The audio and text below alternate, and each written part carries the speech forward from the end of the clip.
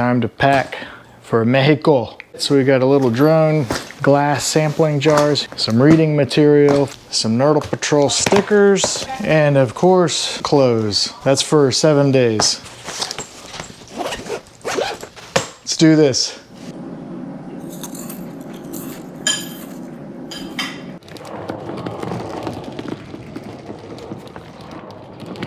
All right, it's almost 5 in the morning in Corpus Christi, Texas, and it's official that we're starting the second Nurdle Patrol expedition. I'm headed to Veracruz, Mexico, where Nurdle Patrol is sponsoring a plastic trash symposium with the University of Veracruz.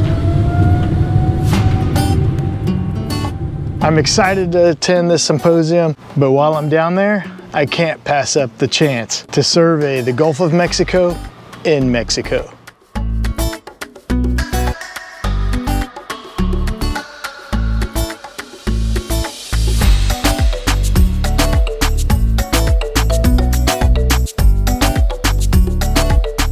This is a big step for Nurdle Patrol. We're joining forces with our colleagues down in Mexico because nurdle pollution doesn't just stop at the border. The NOAA Marine Debris Program funded us to be able to put Nurdle Patrol all throughout Mexico. And so we're working with the University of Veracruz down there.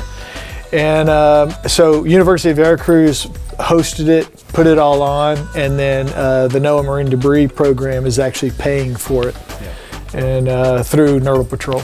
So really, most of the presentations were all about microplastics, and a lot of them were just figuring out the baselines of what microplastics were, either in their beaches or their rivers. You know, I think that this is really going to start the conversations of like, okay, where do we go now for just the basic monitoring to where we're really digging into research on, you know, what impacts are these having on animals? Two of my buddies from Texas, Javi and Jason, flew themselves down to Veracruz to attend the symposium, and then afterwards, we're going down and we're starting the expedition.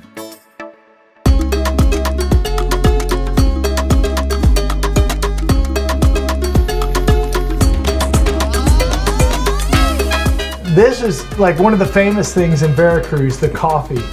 And so, Café con leche. Café con leche. But it was more about how they served it, the presentation of a clear glass with coffee and then pouring that milk in there. Oh my gosh. Beautiful downtown. All through downtown. This is a historic district, and then we walked all the way over, took a look at the industrial area, and all the way to the fort. This is the craziest thing. Made out of coral reef. You remember the history of that? They quarried coral. How many years old is that? 500 plus. 500 plus, yeah. So they dredged all the coral out and built the fort out of it, putting that All together. by hand. All by hand.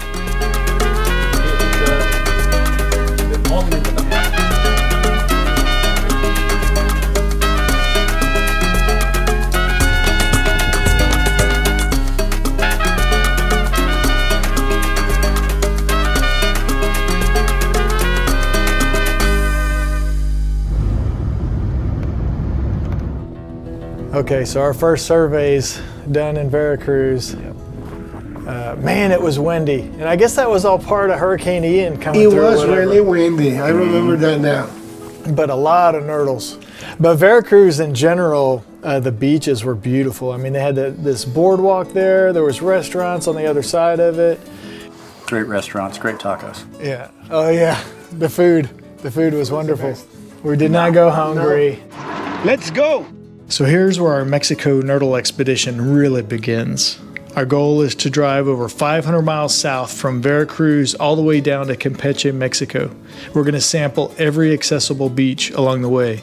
We're going to take 3 days to get down there, only 1 day to drive all the way back. And I'm taking my two close amigos, Javi and Jason. You know, before this trip, I didn't really know what a nurdle was. I mean, you look at it, and it is the raw material. It's about the size of a BB, but it goes into making every plastic product, everything from sunglasses to toothbrushes to your car parts. You know, look around, water bottles, all of these different pellets are shipped to manufacturers all over the globe to make products, and there's no accountability for that. from the distribution and from the loss of that, and they end up in the waterway everywhere. Train tracks, you can find them. Part of the issue with these nurdles is, like, we have the Gulf of Mexico in the U.S. sampled really good. I mean, we can go along and we can say, oh yeah, it's high here, it's not here. But when you look at Mexico, really, before we went down there, all we had was Veracruz. And so it's this big gap of, like, is it bad down there? Or is Mexico a source for nurdles? As we made our way towards Campeche, you got to areas that looked like just limestone rock that was, the waves were just crashing on it. And then you had those, water splashing up. Oyster, like all there was no sand. The beach was made out of coral reefs, decomposed coral, broken down corals, lots of shells. Some white sand, some dark sand, some river rock at places, rocks. Volcanic. And some beaches were there was a lot of stuff on the beaches, like vegetation or trash, and then we drive a couple hours, and then the beach, there's no trash and clear, like no white people, sand, nothing. no people. I mean, it's pretty amazing at how fast it changes along the way. It really changed when we first started out and left Veracruz. Kind of the first place we got to was Coatzacoalcos, and they had this kind of boardwalk area and a lot of restaurants and stuff all along the beach there. The beach was like right there, and there was nurdles all over the place, trash all over the place, vegetation, and no tourists. And there was no tourists there. We were the only ones. Later found out that the locals were scared that we were just walking careless. Yeah, carelessly. And because the crime in the area, it's really, really bad, and we were there like naively doing our surveys. Out on the beach, with the GoPro and the phones and the cameras and all this gear, and the locals told us, like, you guys need to be more careful. Pretty much get in your car and go home or keep going. That was very sobering. That was probably I wouldn't say the ugliest, but the least nice place we went. It was sad. It was sad because you could see the industry, you could see the vibrance that city had and held at one point, and then the decay because of the economy and the crime that had taken place, and it was essentially left abandoned. The only thing there was the factories and the people from the factories eating.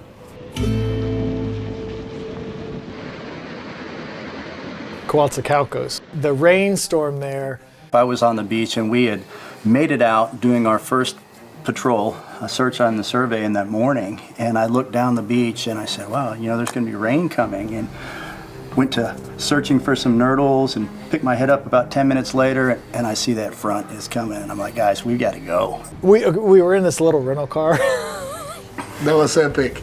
Yeah. We tried to get an SUV, but they didn't have one. No Hummers. No Hummer, so we're in this little bitty Nissan Sentra thing. But the thing, we must have been going through at least a foot of water in Coatzacoalcos. It was like pouring down rain, and the drainage system there, for whatever reason, was probably not that good. That was a legitimate tropical storm. That squall blew up. We got to circle up, and by the time we got to the car, got the bags in and everything, that wall of water hit us, and it came down. Hard, solid. You see some of those pictures in there, and the car is barely making it, through. We didn't sink the car. And this is when Hurricane Ian was going across to Florida, so we were getting big waves coming in. I guess some of the rainstorms were coming over, but luckily that only lasted, I guess, about a day, and then the rest of the trip we had pretty good weather. Oh yeah, absolutely. So, man, after a while. Were your legs burning? After a while, mine were burning. Yeah. From just bending down. We were bending down, picking up nurdles. And I would say after about 5 minutes, that's when my legs start really burning. And so I start getting on my knees at that point. And then after that, it's like... You got to take in consideration, this was work. It wasn't just a party the whole way. And you think about it, we were up when the sun was rising. We were driving a couple hours. We'd hit a couple of beaches, and then it was back into the car. Oh, eating hot nuts. this is my first time to ever eat hot nuts. Yeah. They were delicious. Oh, the amazing. These guys fed us well.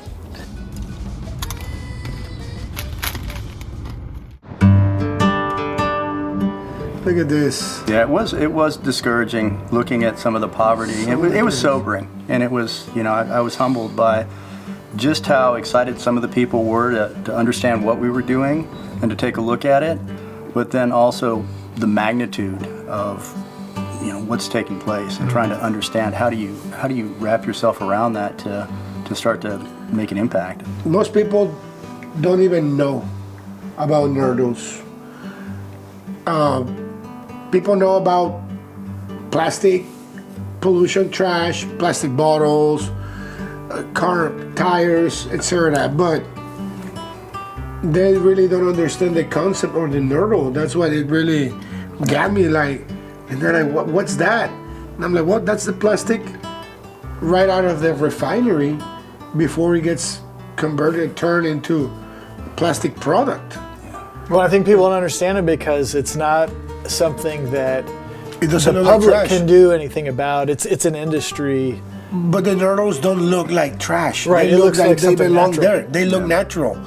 They look like a little pebble, a little shell, Fish or egg. something, a seed, or something that is natural. That's what is deceiving about nurdles. Well, that's the important thing is the education. If you don't know, you don't know. And bringing that to the forefront and really exposing it and bringing people to the understanding of how this impacts not only their current environment, but globally. Yeah, the abundance of nurdles throughout was just, it was discouraging. And then we got to some of the beaches where it was non-existent. Some of those beaches were beautiful.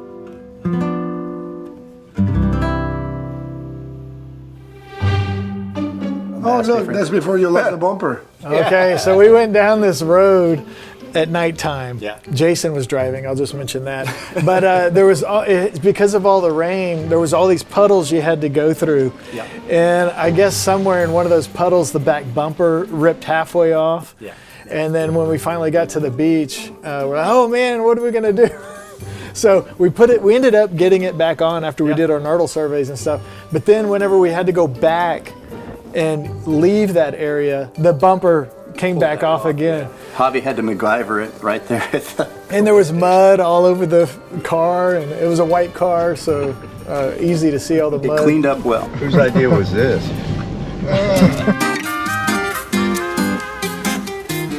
Oh man. Okay, so explain to us the tacos. Those are a pastor. That's just pork, seasoned. The guys use like fillet it and stack it on this massive, like top-looking thing. Like a big they skewer. Yeah. Yes, huge. And they just shave from the side with the tortilla. It's a Mexican Shave euro. it and fry it. One I don't more think time. you're doing it justice. You should say perfectly seasoned. Perfectly seasoned. Perfectly seasoned. Perfectly Oh, seasoned. There was always something a to look flame on it. forward to. And of course, super high-calorie tacos. Yep. That's what we needed to fuel the expedition. You know, there's still a couple of those taco stands you guys wouldn't let us stop at that, you know, I'm wanting to go back to. I think there were so many. There were so many. There was more to be You had. just have like no every other shame, do block. you? No. Actually, was tacos. actually, they made us pay for our own tacos. For the record, next the time record. we want tacos too. Yeah. I'm kidding, but yeah.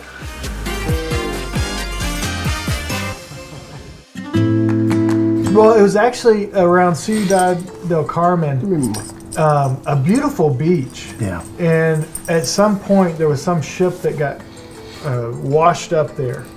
And so we were able to do nurdle surveys right at the base of the ship. It was Waves surreal. coming, crashing It really up was. on it, going out. You're right. I mean, you had the ship in the background, and it was pristine. It was just that decomposed coral, and it was all white, and you know, it was just a nice place to be. Right. But that backdrop compared to the city behind us, the magnitude of it, until you were right up on it, it's difficult to describe how large that vessel was. And we found nurdles all along there in the rack line there. There is actually a really big gap from the Texas-Mexico border all the way down to Tampico. And that's one of the places I'd like to be able to go sample, but it's pretty dangerous down there. The cartel is down there, and so the university has it to where we can't actually drive down in there, so I have to go on my own time, but then my wife won't let me go down there. So what we're going to try to do is work with some Nurdle Patrol folks, because they do go along there looking for nesting turtles, the Kempserideles, between April and July. And so we're going to try to work with them to actually, whenever they're on their breaks, do Nurdle Patrols before they start back up on their turtle patrols. Very nice.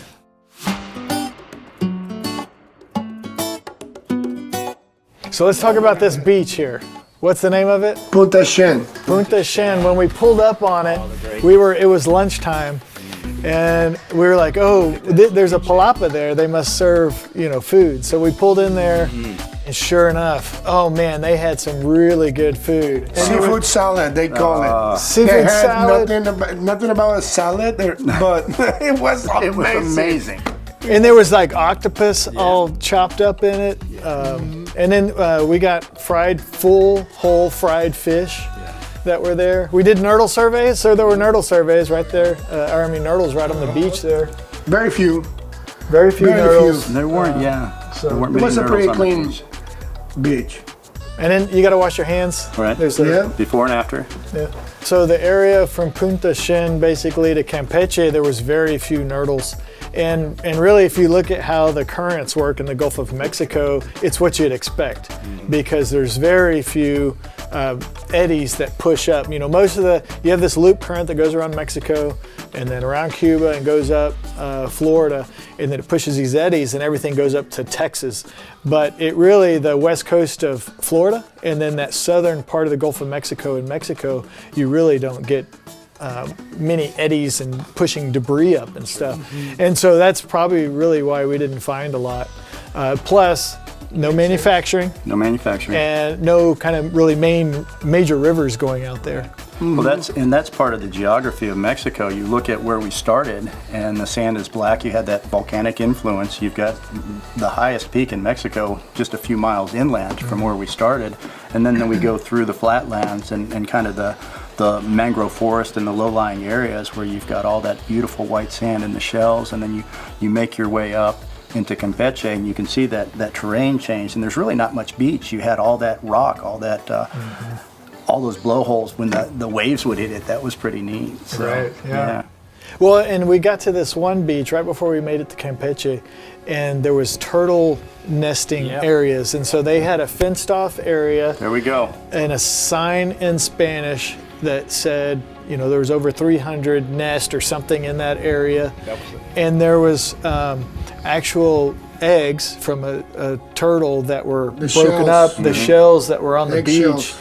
And we did find nurdles there. And that's one of the things that researchers are trying to figure out right now is plastics like nurdles that are on the beach, and then you have turtles putting their nests in the eggs. Does that change the temperature of the sand? Are there chemicals on the nurdles that are getting into the eggs? Are there things like that we just don't know about yet? And so I thought whenever we found those nurdles at this site and there's turtles there, that there's a story here. I remember the guard too. He jacked us out of $20 to get on the beach. Oh yeah. I remember that too. My $20, he did. And no receipt. No receipt. I didn't get refunded for that one. Oh, man. Unofficial park entrance fee? Yeah. Unofficial park entrance fee. Yeah. Yeah, it happens. Oh man, these guys are leaving me. Wait up! Wait up! Okay, so when we got to Campeche, we hadn't really been out at night or anything like that, but we're like, okay, this is kind of our last night. Let's go out. Let's get into the culture, eat some food. There's a lot of history, Campeche. And so we got a taxi that went out, and there's kind of a main area. No, but the best this taxi is that the cab driver had his wife with him because they were just working together. He's like, you guys pile up on the back seat. Yeah. Do you remember? We all piled up on the back of right. Nissan car, all piled up, 4 guys, all 3 of us and my son. But the downtown area of Campeche, I mean, they had lights that strung up across the entire place where they had restaurants out there. I mean, restaurants had tables and chairs out, so people were they were everywhere. Yeah, the city down center. there. Yeah. Well, you could definitely tell that Campeche there's a lot of influence there. There's a lot of wealth in that particular area, not only from the surrounding homes, but the way that the downtown. So to me, it appeared as if that was a draw for a lot of the locals within the area throughout Mexico to come in and just explore and enjoy their time. You know, you're in this little enclave where it's got so much history. And really good food. And They great had good food there too. Great food. The tacos. More tacos. Oh yeah. Tacos. You can never have enough tacos. What was the name of that place we went? There was a city on the way back. Oh, Villahermosa, Tabasco. Yes. Villahermosa. And we ate there, and y'all had this, what was that soup called? Yeah. Sopa de mariscos, seafood soup. And it had every type of seafood that you could think of in there. I mean, there was crabs with the shell on them in there. Like there's a whole fish in the soup. Veracruz. I think we were in that car for 30 hours or something like that. The traffic Stuck in jam. traffic. Traffic was horrible. Yeah. And then Javi has to catch up to The us. only one that did any kind of exercise during the trip, and there's proof There's proof. of that. Look That's at that.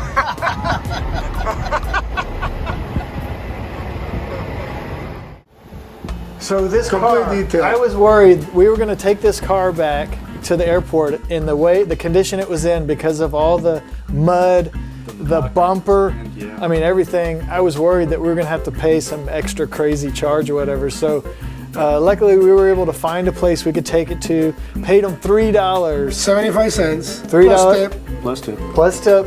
And they power washed the whole thing, cleaned it out, inside and out, detailed it. 30 minutes. And when we took it back to that place, the guy came out and looked at it and was like, okay, good to go.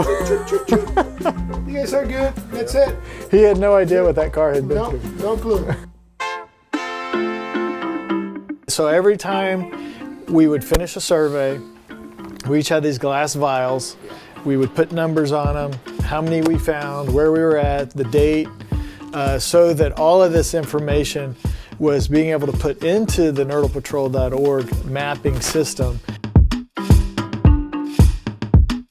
And then actually those nurdles went to Dr. Jean-Fei Liu at the university, and he's going through and looking at what type of plastics they are and the chemicals that might be absorbed on the outside of them. So trying to figure out, could there really be an impact from these being out into the environment? You know, I think it was sort of eye-opening to be able to go to the beach and see how many nurdles there were, at least in certain locations. I mean, I don't know about y'all, but going out to the beach and being able to collect 200 nurdles in a 10-minute period is mind-blowing to me, especially if you've grown up at the beach almost all your life, and then you go out there and you're like, why didn't I see these before? You know, they've always been out there. Well, on that, I mean, once you see it, you can't unsee it. Now I go to the beach and I spot them everywhere. And it's, the magnitude of the problem is something that once you can get people aware of that, then we can start to understand how do we manage it. I think one of the cool things about the Nurdle Patrol project is that anyone can get involved in it. Kind of the cool thing is, Javi and Jason aren't scientists, but they're citizen scientists. And so it kind of goes to show that this Nurdle Patrol can be done by anyone. And it can be a good time too, So people can go out, 10-minute survey, find how many nurdles they find, put it in a nurdlepatrol.org, and it automatically shows up on this map, a colored dot on how many they found. And so they can print that up digitally or hard copy, take it to their state agency to see if they can make a change, or elected official. Yeah. So they're able to really make change just from this very basic feature. But it all starts with going out and doing a nurdle survey. There was so much of the country that we got to see in this trip. I mean, it's difficult to describe, but you figure that was almost 1,000 miles each way that we drove in the time frame. So there was a lot of terrain that we covered. And I'm betting that it was close to 30 hours, if not more, in the car of driving. Oh, look, that's before we got intercepted by U.S. Customs. Oh, that's right. The airport. Well, I remember looking out when we were taking off from Veracruz, and you could very clearly see the fort, our hotel, all the restaurants where we had the coffee and everything, just all in one shot looking out the window. And I thought, that's when we were leaving. I was like, man, that was a pretty good trip. Right? It was. That was awesome. Good job. All right. Hey, cheers. Coffee. Cheers. Coffee. Cheers. Coffee cheers. Coffee cheers.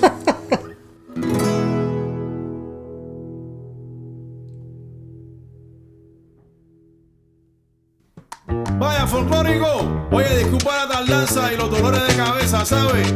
Agradezco tu paciencia y esta gran oportunidad. Dile, ya tú ves. ¿Cómo?